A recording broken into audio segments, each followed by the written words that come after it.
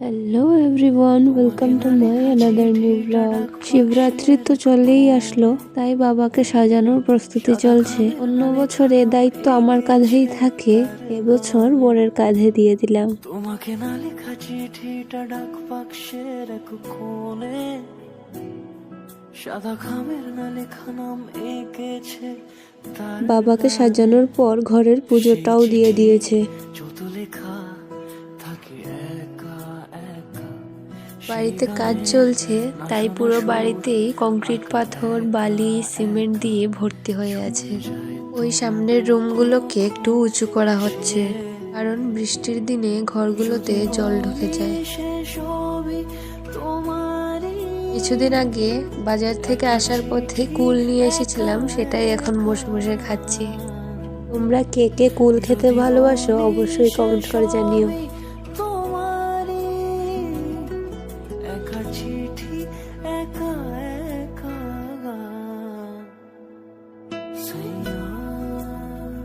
কুল খেয়ে আবার কাজে লেগে পড়েছি। ঘরগুলো ঝাড়ু দিয়ে দিচ্ছি, তারপর মুছেও নেব।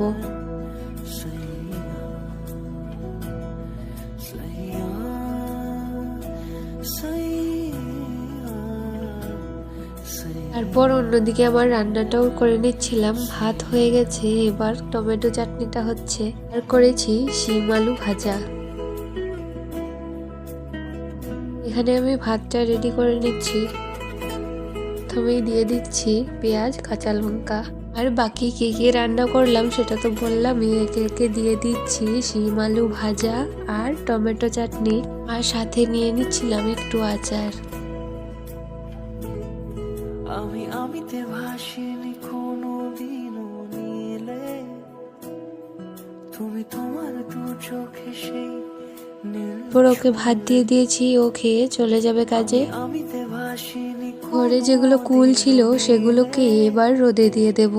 তুমি তোমার দু চোখে সেই নীল ছুঁলে আজও কিছু কাপড় ধুয়ে কমফোর্টে ভিজিয়ে রেখেছিলাম, সেগুলোকে এবার ভালো করে জল ঝাড়িয়ে শুকোতে দিয়ে দেব। পড়া সুর আঁকা একা একা ছুঁয়ে যায় আমার ভিডিওগুলো দেখে কয়েকজন মানুষ আমাকে মেসেজ দিয়েছে, আমার কোনো খেয়ে দেয়ে কাজ নেই, তাই তুমি ভিডিও করতে পারো। তাদেরকে একটা কথাই বলতে চাই, আমার লং ভিডিওর মধ্যে বেশিরভাগই আমার কাজের ভিডিও থাকে, আর আমার যখন ফ্রি টাইম থাকে তখন আমি রিলস বা শর্টস বানাই। যাই হোক, আমার পেছনে কে কি বললো বা কে কি বলছে কোনোদিনও পেছনে ঘুরে দেখিনি, আর ইন ফিউচারেও কোনোদিন দেখবো বলে আমার মনে হয় না। সন্ধ্যাবেলা ভীষণ খিদে পেয়েছিল, তাই একটা রোল অর্ডার করে খেয়ে নিয়েছি। তারপর রান্না করতে চলে গিয়েছি। আজ রান্না করছি কাঁচকলার কোফতা কারি।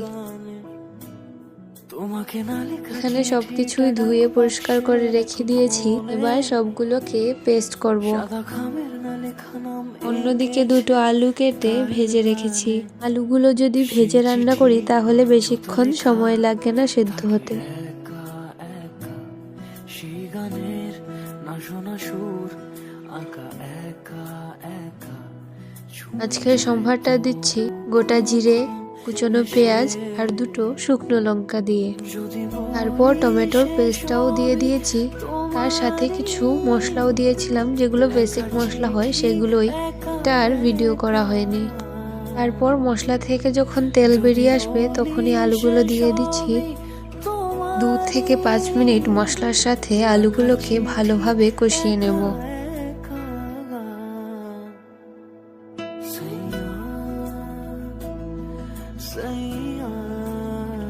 তারপর পরিমাণ মতো ঝোলও দিয়ে দেব। ঝোল দেওয়ার পর ফুটে উঠলে দিয়ে দেব আমাদের বানিয়ে রাখা কোফতাগুলো। কোফতা বানানোর সময় ভীষণই ভয় পাচ্ছিলাম যেন ভেঙে না যায়।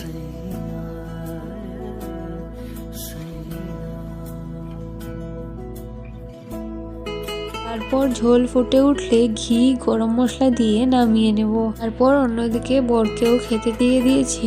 আজ তাহলে এতটুকুই থাক, দেখা হবে আবারও নেক্সট কোনো ব্লগে, নেক্সট কোনো ভিডিওতে। বাই।